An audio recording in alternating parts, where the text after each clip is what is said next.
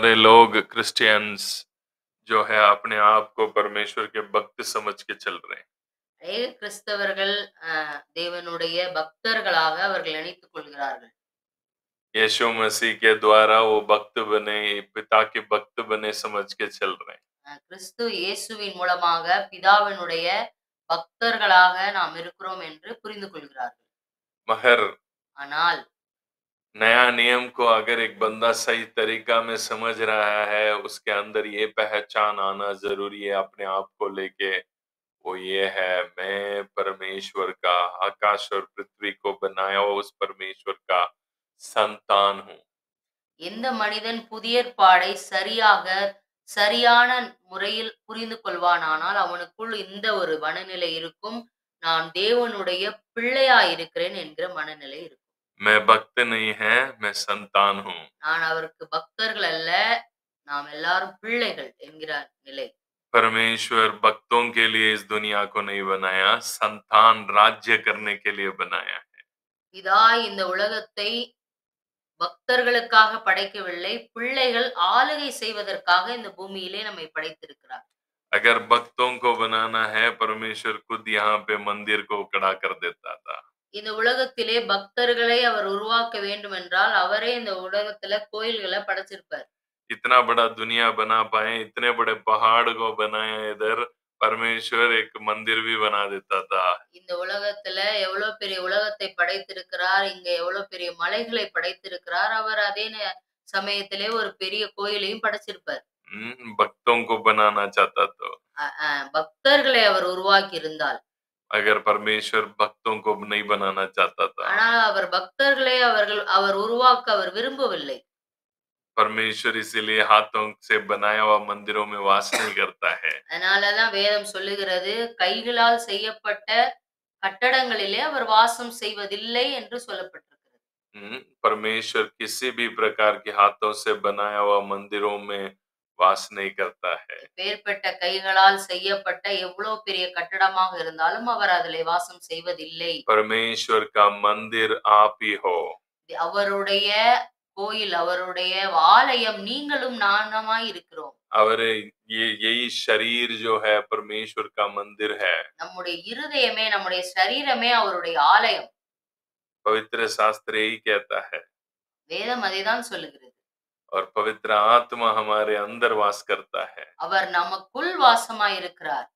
तो आप परमेश्वर का संतान हैं। நீங்கள் அவருடைய பிள்ளைகளாய் இருக்கிறீர்கள். रोमियो अध्याय 8 में कहता है, ரோமர் எழுதின புத்தகத்திலே 8வது அதிகாரத்திலே சொல்லுகிறது, पवित्र आत्मा हमारे अंदर रहकर हमारे आत्मा के साथ गवाही देता है तो परमेश्वर का संतान है कहकर।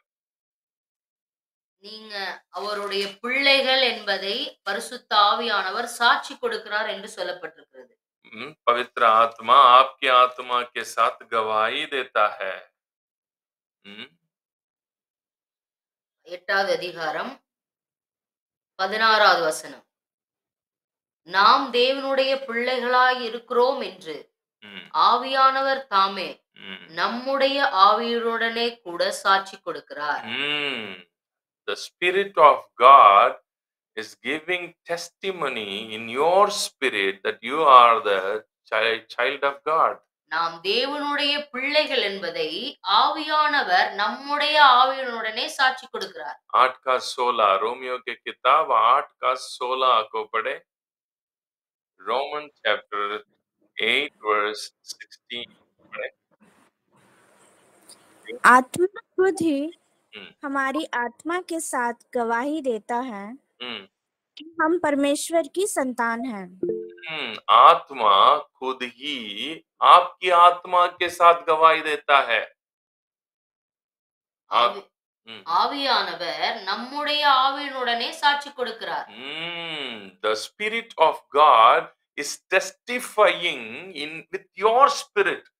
आपकी आत्मा के साथ पवित्र आत्मा हमेशा अंदर एक गारंटी, एक बहुत बड़ा एक शब्द को, बहुत बड़ा एक बात को आपके आत्मा के साथ बात कर रहा है।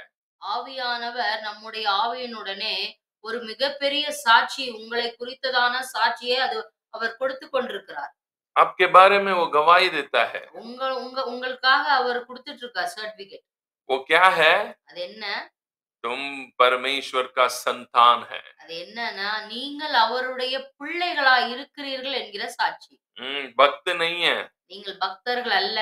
आज बहुत सारे लोग अपने आप को भक्त मान के चल रहे हैं। நம்ம ரொம்ப பேரு பக்தர்களாக நினைச்சு அவங்க வாழ்ந்துட்டு இருக்காங்க. God never created all these things for भक्त लोग.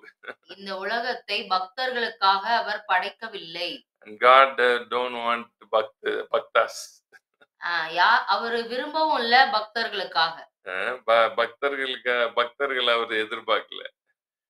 वो कभी भी भक्तों को चाहता भी नहीं है। அவர் பக்தர்களை அவர் விரும்புவதில்லை. इसीलिए वचन कहता है, उसके अगले वचन पढ़े। அடுத்த வசனத்தை நாம் படிக்கிறோம். 8வது அதிகாரம் 17வது வசனம். நாம் பிள்ளைகளானால் சுதந்திரமாமே, தேவனுடைய சுதந்திரரும் கிறிஸ்துவுக்கு உடன் சுதந்திரருமாமே. अगले वचन पढ़े हिंदी में। और यदि संतान है तो वारिस भी, वरन परमेश्वर के वारिस और मसीह के संगी वारिस है। वारिस है। अगर संतान है तो वारिस भी है। हम परमेश्वर का वारिस और मसीह के साथ संगी वारिस है। நாம் அவருடைய பிள்ளைகளானால் சுதந்திரருமாய் இருக்கிறோம், தேவனுடைய சுதந்திரரும் கிறிஸ்துவுக்கு உடன் சுதந்திரருமாய் இருக்கிறோம். सो मसीह यीशु जो भी प्राप्त किया है वो सब हम भी प्राप्त करेंगे। கிறிஸ்து இயேசு எதையெல்லாம் அவர் வாழ்க்கையிலே அவர் பெற்றுக்கொண்டாரோ எல்லாவற்றையும் நாமும் பெற்றுக்கொள்கிறோம். यीशु मसीह जो है वही है हम भी, क्योंकि हम उनका भाई है। கிறிஸ்து இயேசு கிறிஸ்து எப்படியெல்லாம் இருந்தாரோ இருக்கிறாரோ நாமும் அப்படியாக இருக்கிறோம். ஏனென்றால் நம்முடைய மூத்த சகோதரனாய் அவர் இருக்கிறார். मेरा और यीशु मसीह का बीच में जो रिश्ता है वो भगवान और भक्त के बीच में जो रिश्ता है वो नहीं है भैया। नया नियम में आप कौन है? यीशु मसीह और मैं दोनों भाई है। எனக்கும் இயேசுவுக்கும் இருக்கிறதான ஒரு உறவு அது பக்தர்களுக்கும் அது மனிதனுக்கும் கடவுளுக்கும் அல்ல, அவருக்கும் எனக்கும் உள்ளதான உறவு. நாங்க ரெண்டு பேரும் அவர் மூத்த சகோதரன், அவருக்கு நானும் ஒரு உறவு இளைய சகோதரனா இருக்கிறேன். We both are brothers. நாங்க ரெண்டு பேரும் சகோதரர்களா இருக்கிறோம். And we have a one father. We have a father. நாம் எல்லாருக்கும் ஒரே தகப்பன் இருக்கிறார். हम सबके लिए एक ही पिता है. நாம் எல்லாருக்கும் ஒரே தகப்பன் இருக்கிறார். Jesus Christ is my brother. இயேசு கிறிஸ்து நம்முடைய மூத்த சகோதரன். और यीशु मसीह ने जो कुछ भी पाया है वही मैं भी पाने वाला हूँ, क्योंकि मैं वारिस है तो यीशु मसीह के साथ संगी वारिस है। இயேசு கிறிஸ்து எதையெல்லாம் பெற்றுக்கொண்டாரோ அதையெல்லாம் நானும் பெறுவதற்கு பெற்றுக்கொள்கிறவனாய் இருக்கிறேன். ஏனென்றால் அவர் பிதாவினுடைய குமாரனாய் இருக்கிறதுனாலே நானும் அந்த சுதந்திரத்துக்கு பாத்திரவான். சுதந்திரவாளி எல்லாம் சொல்லுங்க. सब ऑडियो खोल के बोले, मैं संगी वारिस हूँ। நீங்க எல்லாம் மியூட் எடுத்துட்டு சொல்லுங்க, நான் உடன் சுதந்திரருமாய்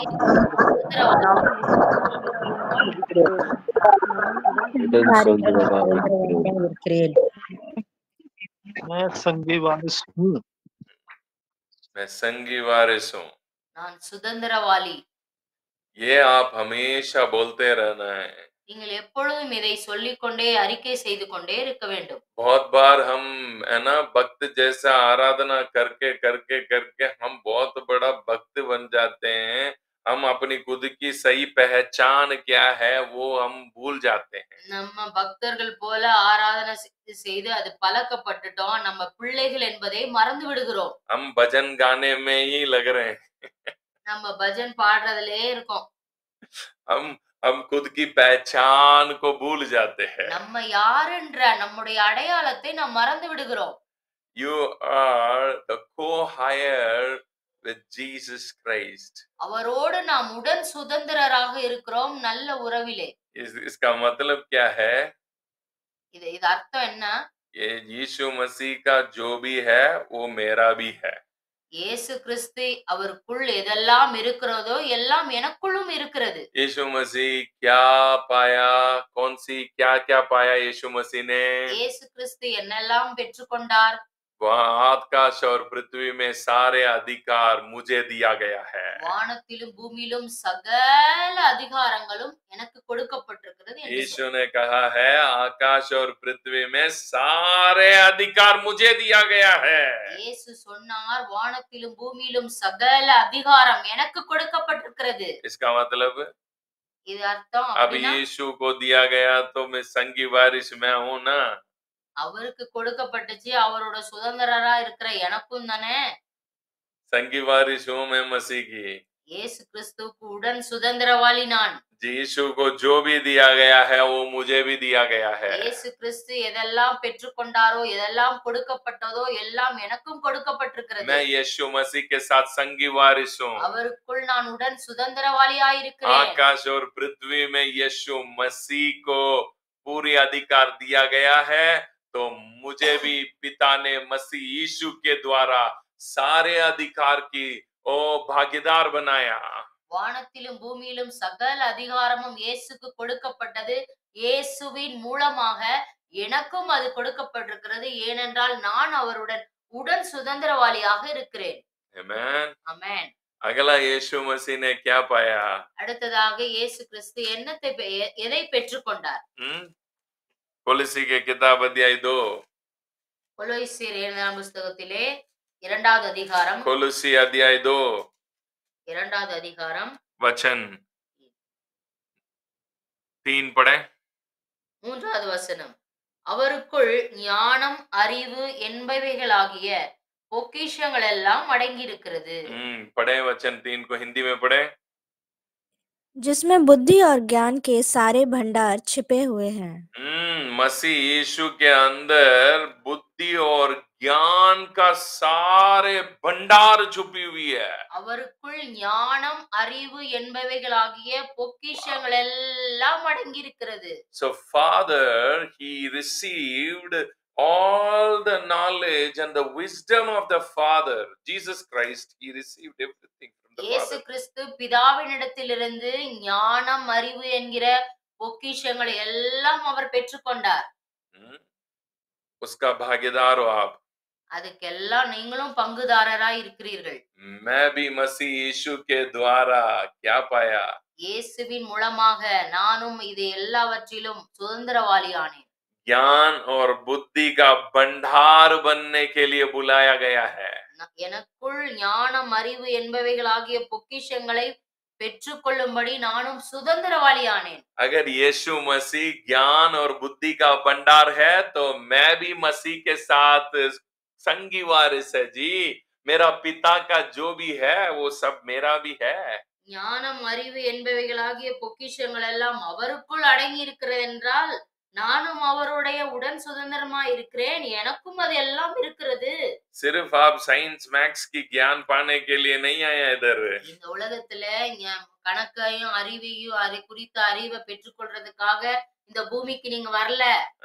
सिर्फ पढ़ाई करके पीएचडी कर दिया, मैं फिजिक्स में पीएचडी कर दिया, केमिस्ट्री में पीएचडी कर दिया, बस भैया ये सारे ज्ञान तो ये देखने वाली दुनिया की ज्ञान है. நீங்க வந்து மேத்ஸ்ல PhD சயின்ஸ்ல PhD இந்த உலகத்துல இருக்கிற PhD பெற்றீங்கன்னா இது உலகத்துக்குரிய அறிவு. आपको परमेश्वर ने आकाश और पृथ्वी को जिसने बनाया उसका ज्ञान प्राप्त करने के लिए, उसका ज्ञान जो जिसने ये सारे बनाया, जिसने ये सब कुछ होल्ड करके पकड़ के रखा है, उसका ज्ञान को आपके अंदर देने के लिए परमेश्वर चाहता है. वो ज्ञान का भागीदार हो आप. வானத்தையும் பூமியையும் இந்த பிரம்மாண்டத்தையும் படைத்த தேவனுடைய ஞானம் புத்தி அது பொக்கிஷங்கள் நிறைந்திருக்கிறது. அதை இயேசு கிறிஸ்துவின் மூலமாக நாமும் பெற்றுக்கொள்கிறோம். So these are greatest blessings that we received through Jesus Christ. இயேசுவின் மூலமாக எல்லா ஞானம் அறிவையும் நாம் பெற்றிருக்கிறோம். அதற்கு நீங்களும் பங்குதாரர்களாய் இருக்கிறீர்கள். जिस दिन आप मसीह यीशु को ग्रहण किया है, என்றைக்கு இயேசு கிறிஸ்துவை நீங்கள் ஏற்றுக்கொண்டீர்களோ उसी दिन मैं आपको कह रहा हूं, आप इस बड़ा ज्ञान की, है ना, भागीदार है, इस बड़े आशीषों की, है ना, भागीदार हो आप। அன்றைய தினத்திலிருந்து இந்த ஞானத்திற்கும் அறிவிற்கும் இந்த அதிகாரத்திற்கும் நீங்கள் பங்குள்ளவர்களாய் மாறிவிட்டீர்கள். Christian life is not an ordinary life. ஒரு கிறிஸ்தவ வாழ்க்கை ஒரு சாதாரணமான வாழ்க்கை அல்ல. If you want to live a real Christian life, நீங்கள் ஒரு உண்மையான ஒரு கிறிஸ்தவ வாழ்க்கை வாழ வேண்டுமானால் you have to live in authority and power. நீங்க உங்களுக்கு இருக்கிறதான அதிகாரத்தை நீங்கள் புரிந்து கொள்ள வேண்டும். अगला, परमेश्वर ने हमें मसीह यीशु के द्वारा हमें किस किस बातों में, है ना, भागीदार बनाया. அடுத்ததாக பிதா இயேசுவின் மூலமாக நம்மை எதெல்லாம் பங்குள்ளவர்களாய் மாற்றினார். अगला पढ़े, वचन 9 और 10 पढ़े. அதே அதிகாரத்திலே இரண்டாவது அதிகாரத்திலே 9, 10. ஏனென்றால் தேவத்துவத்தின் பரிபூரணம் எல்லாம் சரீர பிரகாரமாக அவருக்குள் வாசமாயிருக்கிறது. மேலும் சகல துரைத்தனங்களுக்கும் அதிகாரத்துக்கும் தலைவராய் இருக்கிற அவருக்குள் நீங்கள் பரிபூரணம் உள்ளவர்களாய் இருக்கிறீர்கள். पढ़े अभी इसको हिंदी में 9 और 10 पढ़े, अध्याय 2 का. क्योंकि उसमें ईश्वरत्व की सारी परिपूर्णता सदैव वास करती है और तुम उसी में भरपूर हो गए हो, जो सारी प्रधानता और अधिकार का शिरोमणि है. ईश्वरत्व की सारी परिपूर्णता, தேவத்துவத்தின் பரிபூரணம் எல்லாம். सभी अपने माइक खोल के बोले, தேவத்துவத்தின் பரிபூரணம் எல்லாம் எனக்குள்ளும் இருக்கிறது. தேவத்துவத்தின் பரிபூரணம் எல்லாம் எனக்குள் இருக்கிறது. परमेश्वरत्व की सारी परिपूर्णता मुझे भी वास करती है. தேவத்துவத்தின் பரிபூரணம் எல்லாம் எனக்குள் இருக்கிறது. எல்லாம் எனக்குள்ளும் இருக்கிறது. ईश्वरत्व की परिपूर्णता, தேவத்துவத்தின் பரிபூரணம் எல்லாம்.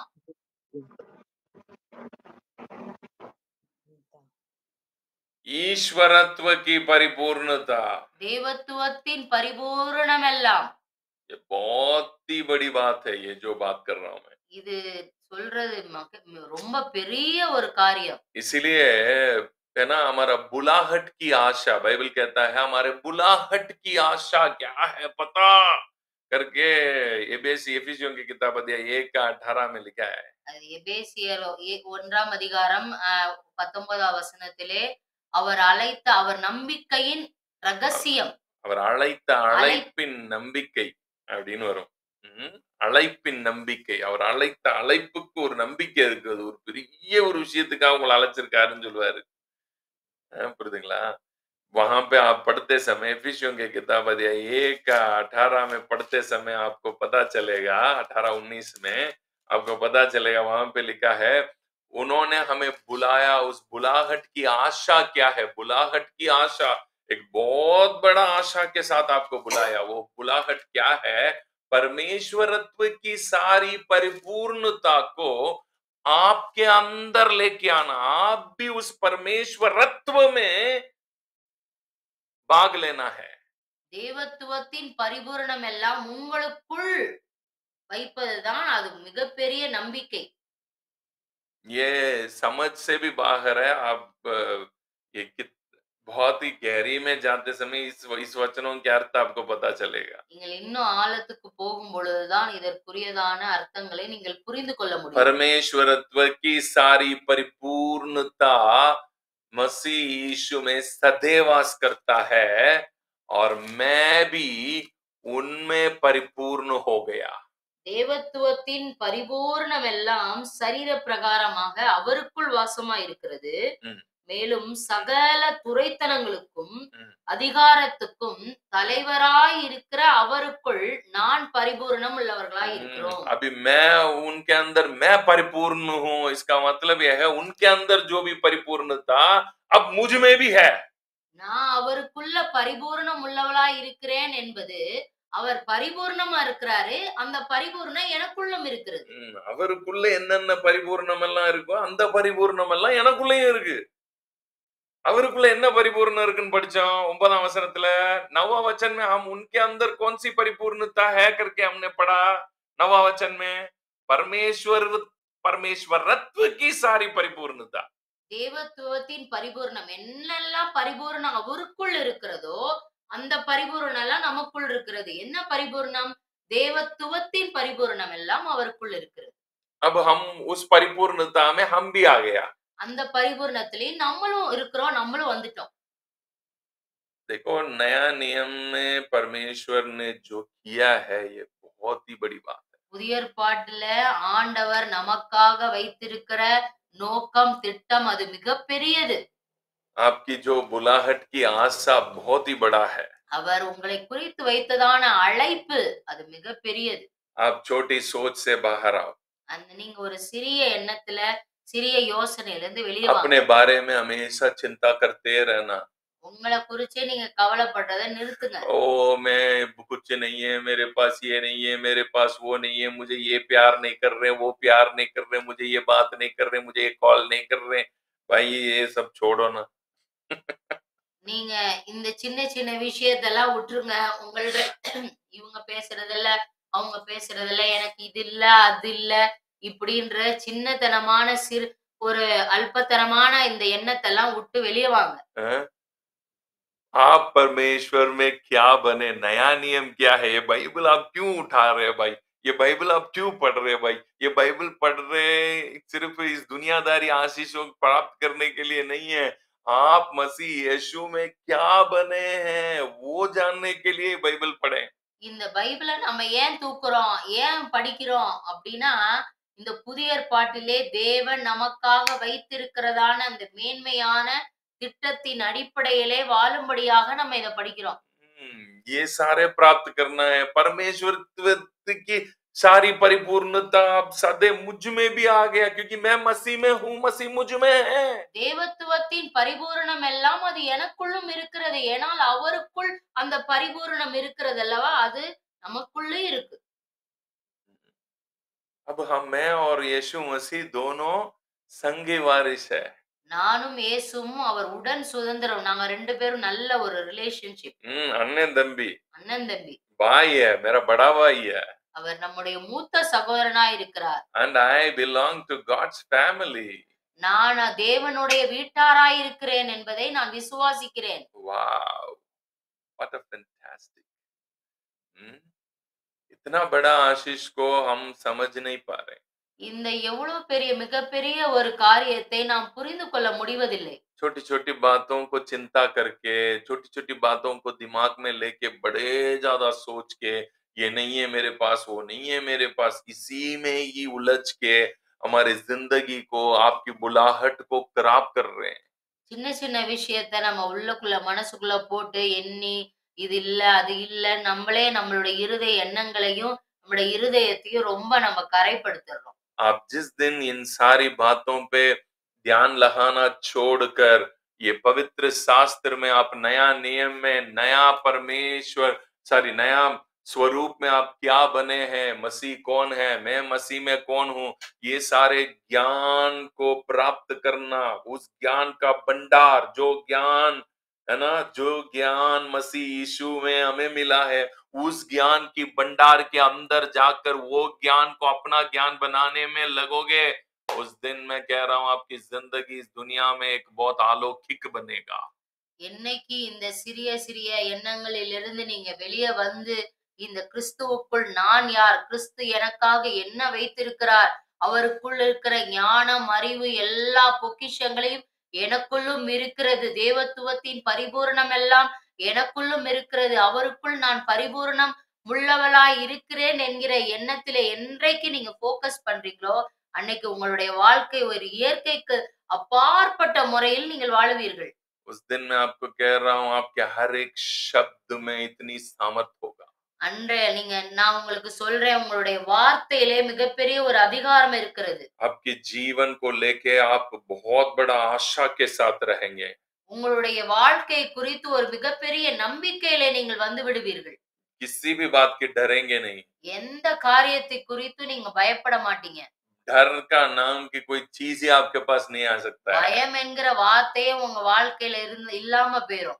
आप हमेशा इतनी हिम्मत की जिंदगी जियोगे। आप क्या, आप कौन है? आप साधारण थोड़ी है, परमेश्वरत्व की सारी परिपूर्णता में शामिल हो गए। நீங்க ரொம்ப தைரியமா இருப்பீங்க. ஏன்னா உங்களுக்குள் நீங்க யாரு? தேவத்துவத்தின் பரிபூரணத்துக்குள்ள நீங்களும் இருக்கீங்க. उस परिपूर्णता का भागीदार मैं भी हूँ। அந்த பரிபூரணத்துக்கு நாமும் பங்குதாரர்களா இருக்கிறோம். मसीह में मैं उस परमेश्वर रत्व के अंदर हूँ। இயேசுவின் மூலமாக அந்த தேவத்துவத்தின் பரிபூரணத்துக்கு நானும் பங்குள்ளவளா இருக்கிறேன். So you are not an ordinary vessel on this earth. நீங்கள் இந்த உலகத்திலே ஒரு சாதாரணமான பாத்திரங்கள் அல்ல. क्राइस्ट सिर्फ इस दुनिया में इसलिए नहीं आया सबको मार के स्वर्ग ले जाने के लिए थोड़ी आया है। இந்த உலகத்துல இயேசு கிறிஸ்து எல்லாத்தையும் சாகடிச்சு கொண்டு போறதுக்கு வரல பரலோகத்துக்கு. इससे अच्छा जगह में बनाया बेटा, उस जगह में लेके जाऊंगा आपको करके यीशु मसीह नहीं आया। இந்த உலகத்துல நீ உன்னை சாகடிச்சு இதை விட நல்ல இடம் இருக்கு, நீ அங்க வந்துரு, உன்னை கூப்பிடுறதுக்காக வரல. स्वर्ग के जो भी है ना, स्वर्ग के सारे मूल सारी आशीषों को लेके आके सदैव, the word bodily is very important on this verse. सदैव वास करता है। எல்லா பரலோகத்தில் இருக்கிற எல்லாவற்றையும் உங்களுக்குள் கொண்டு வந்து இந்த பூமியிலே வாழ்வதற்காக சரீரத்திலே வைத்தார். उस वचन 9वां वचन में आप पढ़ो, सदैव वास करता। सारे परमेश्वरत्व की सारी परिपूर्णता पहले आत्मा में ही वास करता था। ठीक है, தேவத்துவத்தின் பரிபூரணம் முன்னாடி ஆவியில வாசமா இருந்துச்சு. सिर्फ परमेश्वर आत्मा में ही था। இயேசு கிறிஸ்து ஆவியில தான் இருந்தாரு. परमेश्वर की सारे परिपूर्णता पहले सिर्फ आत्मा में ही था, क्योंकि परमेश्वर आत्मा ही था। தேவத்துவத்தின் பரிபூரணம் எல்லாம் முதலாவதாக ஆவியில வாசமா இருந்துச்சு. ஏன்னா இயேசு தேவன் ஆவியா இருந்தார்। परमेश्वर आत्मा था, ஆவியா இருந்தார்। अभी परमेश्वरत्व की वो सारी परिपूर्णता, இப்ப தேவத்துவத்தின் பரிபூரணம் எல்லாம், वो सारी परिपूर्णता, எல்லா பரிபூரணம் எல்லாம் सदैव वास करता है। சரீர பிரகாரமாக அவருக்குள் வாசமா இருக்கிறது। ये वचन की गहराई सब जानना ना बहुत बड़ी बात है। ये இது புரியணும்னா இது மிகப்பெரிய விஷயம்। मुझे ऐसे लग रहा है आप सबको है ना ऐसे फाड़ के ये चीज अंदर रख दो। எனக்கு எப்படி தோணுதுன்னா உங்க எல்லா இருதயத்தை கிழிச்சு எல்லாத்தையும் உள்ள வைக்கணும் போல இருக்கு। मुझे ऐसे एक ये आ रहा है मुझ में, है ना, मुझे ऐसा लग रहा है कि इतनी बड़ी ज्ञान है, ये इतनी बड़ी बातें हैं, ओ मैं ये चीज कैसे इनके अंदर लेके जाऊं। எனக்கு அப்படி தோணுது, ஐயோ இது எவ்வளவு பெரிய சத்தியம், இவங்களுக்குள்ள நான் எப்படி கொண்டு போறதுன்னு எனக்கு தோணுது। सदैव वास करता है, சரீர பிரகாரமாக அவருக்குள் வாசமா இருக்கிறது। वाव वाव,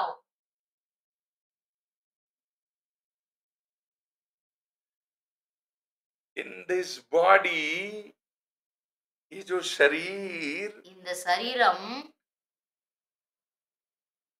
पाप वास करता था पहले। முன்னாடி பாவம் வாசமா இருந்தது। पहला आदम के द्वारा ये शरीर पाप का ये बन गया था। முதலாம் ஆதாமின் மூலமாக இந்த சரீரம் பாவம் சரீரமாக மாறி இருந்தது। पाप वास करता था, பாவம் வாசமா இருந்தது। है ना, हम पढ़ते हैं ना बाइबल में, நம்ம படிச்சிருக்கிறோம்ல, मेरे शरीर में जो पाप वास करता, पौलुस कहता था रोमियो के अध्याय 7 में। ரோமர் எழுதின புத்தகத்திலே 7வது அதிகாரத்திலே பவுல் சொன்னாரு, பாவம் வாசமா இருக்கிறது। मेरा शरीर में पाप वास करता है, என்னுடைய சரீரத்திலே பாவம் வாசமா இருக்கிறது। मेरे मन की प्रमाण की विरोध में एक और प्रमाण मेरे शरीर में मैं देखता हूँ, वो मेरा शरीर में एक पाप का प्रमाण वास करता है। என்னுடைய சரீரத்திலே என்னோட இன்னொரு பிரமாணம் பாவ பிரமாண வாசமா இருக்குன்னு சொல்றாரு। रोमियो के 7 में पढ़ लेना, टाइम नहीं है हमारे पास, ठीक है, ऑलरेडी टाइम खत्म ही हो गया। ठीक है, ये बोल के समाप्त कर देता हूँ। ठीक है, वो कहता है ना, என் சரீரத்திலே பாவ மனதின் பிரமாணத்துக்கு விரோதமாய் போராடுகிற ம். வேறொரு பிரமாணத்தை என் அவயங்களில் இருக்கிற காண்கிறேன். என் அவயவங்களில் என் பாடியில my body in my body I see another law is in my body. என்னுடைய மனதின் பிரமாணத்துக்கு விரோதமாய் போராடுகிற வேறொரு பிரமாணத்தை என் அவயங்களில் காண்கிறேன். ரோமர் 7:23 वचनத்தில் ये शरीर एक टाइम में पाप को पाप सिंफुल सिन को कैरी करने वाले चीज बन गया था. முதலாவது ஆதாமின் மூலமாக என்னுடைய சரீரம் இந்த பாவத்தை சுமந்து கொண்டிருக்கிறது இருந்தது. पहले ये डेथ को कैरी कर रहा था. இது மரணத்தை சுமந்து கொண்டிருந்தது. ये पाप और मृत्यु की प्रमाण में जाकर मृत्यु को लेके कैरी कर रहा था. பாவம் மரணம் என்கிற அந்த பிரமாணத்திலே அது சுமந்துகிட்டு இருந்துச்சு. मृत्यु को ले कैरी कर रहा था. மரணத்தை சுமந்து கொண்டிருந்தது. But in Christ கிறிஸ்து இயேசுவினாலே ये शरीर अभी परमेश्वरत्व की परिपूर्णता को प्राप्त कर रहा है. கிறிஸ்து இயேசுவின் மூலமாக தேவத்துவத்தின் பரிபூரணத்தை அது சுமக்க ஆரம்பித்து விட்டது. That's why Bible is very clear. Bodily वास करता है. அதனாலதான் வேதம் தெளிவா சொல்றது சரீர பிரகாரமாக அவருக்குள் இந்த தேவத்துவம் வாசமாய் இருக்கிறது. इसको और गहराई में जाने ताकि आपका बॉडी को लेके आपकी जो गलत सोच से आप बाहर आए. இதை இன்னும் அதிகமா நீங்க அறிஞ்சு கொள்ளுங்க. ஏன்னா உங்க சரீரத்தை குறிச்ச ஒரு பெரிய நல்ல புரிந்து கொள்ளுதல் உங்களுக்கு வரட்டும். बॉडी के बारे में बहुत सारे लोगों को एक गलत सोच है. ये बॉडी पाप है, ये बॉडी को जल्दी छोड़ना है, आत्मा बनना है. No, no, no. Body in the New Testament, it is glorified by Jesus Christ. இந்த சரீரத்தை குறித்து அநேகருக்கு தவறான புரிந்து கொள்ளுதல் இருக்கிறது. இந்த சரீரத்தை சீக்கிரம் விட்டுட்டு சீக்கிரம் ஆவியில போயிடணும், ஆத்மா ஆவியில போயிடணும்னு நினைக்கிறாங்க. புதிய ஏற்பாடின் மூலமாக இந்த சரீரம் தேவத்துவத்தால் அது நிறைந்து இருக்கிறது, மகிமைப்படுத்தப்பட்டிருக்கிறது. This body is glorified. இந்த சரீரம் மகிமைப்படுத்தப்பட்டிருக்கிறது. Wow, it is designed in such a way that it can carry the godliness. இது உண்மையாகவே இது படைக்கப்பட்டதின் நோக்கம் தேவனுடைய மகிமையை சுமப்பதற்காக.